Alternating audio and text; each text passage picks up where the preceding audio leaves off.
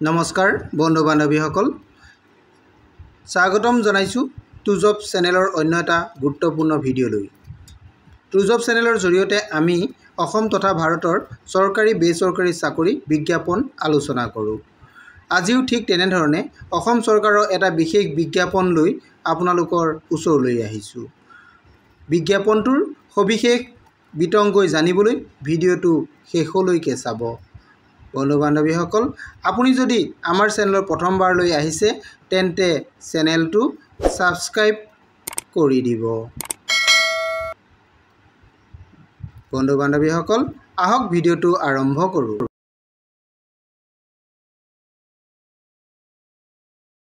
নমস্কাৰ বন্ধু বান্ধৱীসকল, আজি মই যিটো বিজ্ঞাপন লৈ আপোনালোকৰ ওচৰলৈ আহিছোঁ এই বিজ্ঞাপনটো সমগ্ৰ শিক্ষা অসমৰ হয়। গতিকে আপোনালোকে বিজ্ঞাপনটো সকলোৱে চাওক, শেষলৈকে চাওক, তেতিয়া আপোনালোকে ইয়াতে জানিব পাৰিব ইয়াত কেনেধৰণে এপ্লাই কৰিব পাৰিব আৰু ডেটবিলাক কেতিয়া আছে সকলোখিনি জানিব পাৰিব।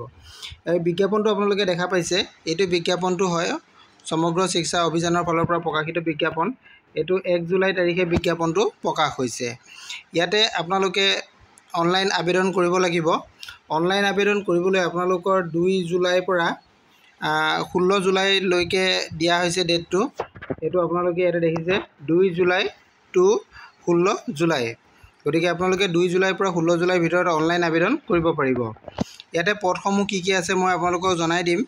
পদখিনি জনাৰ আগতে আপোনালোকে এটা বস্তু জানি লওক যে আপোনালোকৰ এই পদটো হৈছে কণ্ট্ৰেকচুৱেল পদ। ইয়াত 11 মান্থৰ কাৰণেহে এই পদটো দিয়া হ'ব আৰু এই পদটোৰ কাৰণে আপোনালোকৰ বয়সটো 18 বছৰ বয়সৰ পৰা 62 বয়সলৈকে কৰিব পাৰিব 1/1/2024 লৈকে। যদি আপোনালোকৰ 1/1/2024 লৈকে 18ৰ পৰা 62 বছৰ ভিতৰত হয় তেনেহ'লে আপোনালোকে এই পদটোৰ কাৰণে এপ্লাই কৰিব পাৰিব। এতিয়া আমি আহোঁ পদকেইটাৰ কাৰণে কি কি পদ আছে চাওঁ আহক।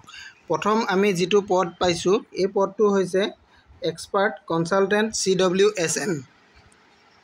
তো কনচালটেণ্ট CWSN পদটোৰ কাৰণে আপোনালোকৰ এছেঞ্চিয়েল কোৱালিফিকেশ্যনটো লাগিব ইয়াতে পোষ্ট গ্ৰেজুৱেট অৰ্থাৎ মাষ্টাৰ ডিগ্ৰী লাগিব আৰু লগতে আপোনালোকৰ 5 ইয়াৰ্ছৰ এক্সপিৰিয়েঞ্চ লাগিব। 5 ইয়াৰ্ছ আপোনালোকৰ এক্সপিৰিয়েঞ্চ লাগিব।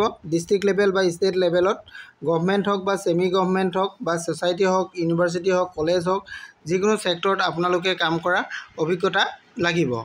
আৰু এই পদটোৰ কাৰণে আপোনালোকৰ পে' বেণ্ডটো দিয়া হৈছে 30,000 to 1,10,000।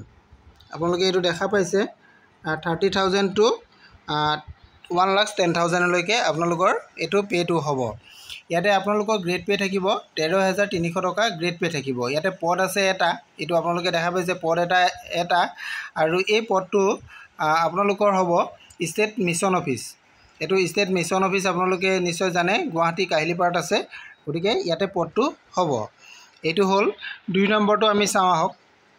2 নম্বৰ যিটো পদ আছে এক্সপাৰ্ট কনচালটেণ্ট প্লেনিং। ইয়াতে কনচালটেণ্ট প্লেনিঙৰ পদ আছে। এই পদটোৰ কাৰণে আপোনালোকৰ মাষ্টাৰ ডিগ্ৰী লাগিব।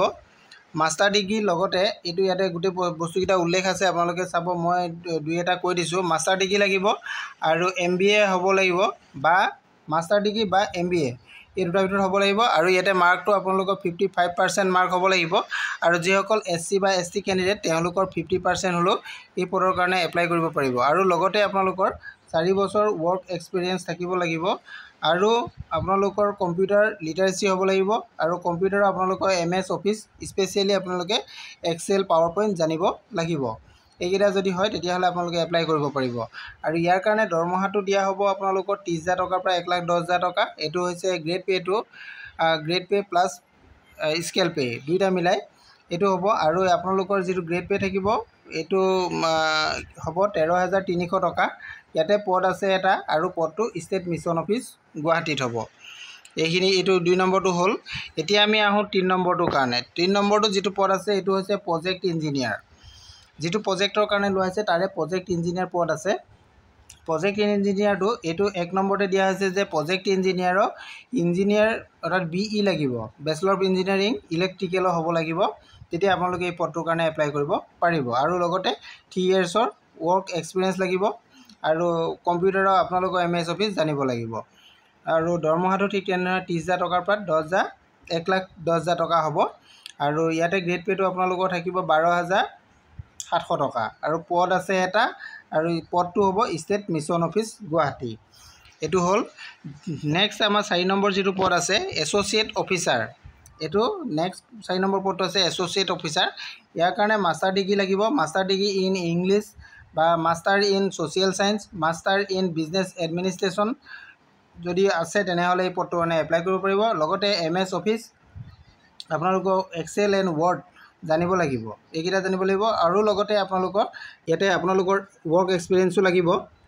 ইয়াতে 3 বছৰ আপোনালোকৰ ৱৰ্ক এক্সপিৰিয়েঞ্চ বিচৰা হৈছে। আৰু ইয়াৰ কাৰণে আপোনালোকৰ দৰমহাটো হ'ব 22,000 টকাৰ পৰা 87,000লৈকে হ'ব। আৰু গ্ৰেড পে'টো আপোনালোকৰ 11,500 টকা হ'ব। ইয়াতে পদ আছে এটা, আৰু এই পদটো ষ্টেট মিছন অফিচতে হ'ব। নেক্সট আমি আহিলোঁ 5 নম্বৰ যিটো পদ। 5 নম্বৰ পদটো হৈছে আপোনালোকৰ ডিষ্ট্ৰিক্ট প্ৰজেক্ট ইঞ্জিনিয়াৰ। ডিষ্ট্ৰিক্টৰ কাৰণে দিয়া হৈছে এইটো পদটো, এইটো ষ্টেটৰ কাৰণে নহয়, এইটো ডিষ্ট্ৰিক্টৰ কাৰণে দিয়া হৈছে, ডিষ্ট্ৰিক্ট প্ৰজেক্ট অফিচাৰ। ইয়াতে BE লাগিব, চিভিল ইঞ্জিনিয়াৰিঙৰ BE হ'ব লাগিব।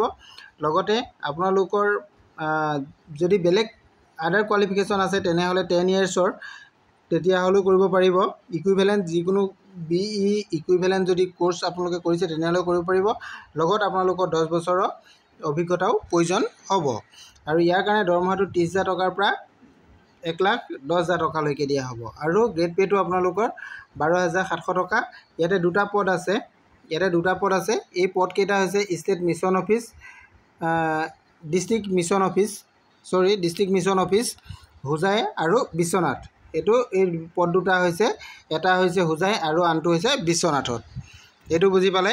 নেক্সট আছে আমাৰ ফাইনেন্স একাউণ্টছ অফিচাৰৰ কাৰণে এটা পদ আছে। এই পদটোৰ কাৰণে আপোনালোকৰ গ্ৰেজুৱেট লাগিব, গ্ৰেজুৱেট ইন কমাৰ্চৰ গ্ৰেজুৱেট হ'ব লাগিব, অৰ্থাৎ BCom পাছ হ'ব লাগিব। আৰু লগত 5 yearsৰ আপোনালোকে গভমেণ্ট হওক, ছেমি গভমেণ্ট হওক বা আণ্ডাৰ গভমেণ্ট হওক, যিকোনো লেভেলত আপোনালোকে ইনষ্টিটিউটত হওক, অৰ্গেনাইজেশ্যনত হওক কাম কৰা অভিজ্ঞতা হ'লেই হ'ব। আৰু ইয়াৰ কাৰণে দৰমহাটো 22,000 টকাৰ পৰা 87,000লৈকে দিয়া হ'ব। আৰু গ্ৰেড পে'টো আপোনালোকৰ 11,500। ইয়াতে দুটা পদ আছে। এই পদ দুটা আপোনালোকৰ ডিষ্ট্ৰিক্ট মিছন অফিচ, কোন ডিষ্ট্ৰিক্টত আছে মই কৈ দিছোঁ, হোজাই আৰু চাউথ চালমৰা, মানকাছাৰ ডিষ্ট্ৰিক্ট। এইকেইটা পদ আছে আপোনাৰ হোজাই আৰু মানকাছাৰ, অৰ্থাৎ এই দুটা পদ আছে ইয়াতে। আৰু প্ৰজেক্ট ইঞ্জিনিয়াৰ আৰু ফাইনেন্স একাউণ্টছৰ দুটা পদ আছে। এই পদকেইটাৰ কাৰণে আপোনালোকে এপ্লাই কৰিব পাৰিব। আৰু আপোনালোকে যিহেতু অনলাইন আবেদন কৰিব লাগিব, অনলাইন আবেদন কৰিবলৈ হ'লে আপোনালোকে সমগ্ৰ শিক্ষা অভিযানৰ যিটো অফিচিয়েল ৱেবছাইট, এই ৱেবছাইটটোত আপোনালোকে যাব লাগিব, ssa.assam.gov.in। এই ৱেবছাইটত যাব লাগিব। অনলাইন আবেদন যিহেতু আৰম্ভ হৈ গৈছে 2 জুলাইৰ পৰা, গতিকে 16 জুলাইলৈকে চলিব, গতিকে আপোনালোকে এপ্লাই কৰিব পাৰিব। এইখিনি আছিলে আজি পদখিনি, গোটেইখিনি পদ মই আপোনালোকক দেখাই দিছোঁ। ইয়াতে যদি পদখিনি দেখাওঁতে মোৰ কিবা ভুল হৈছে তেনেহ'লে ক্ষমা কৰি দিব। আৰু যিমানখিনি পাৰিছোঁ মই আপোনালোকক দেখাবলৈ চেষ্টা কৰিছোঁ। যদি আপোনালোকে ইয়াতো কিবা বুজি পোৱা নাই তেনেহ'লে বিজ্ঞাপনটো যদি আপোনালোকৰ প্ৰয়োজন হয় তেনেহ'লে আপোনালোকে মোৰ ভিডিঅ' শেষত কমেণ্ট কৰিব, মই আপোনালোকক ইয়াৰ লিংকটো দিবৰ কাৰণে চেষ্টা কৰিম। Thank U.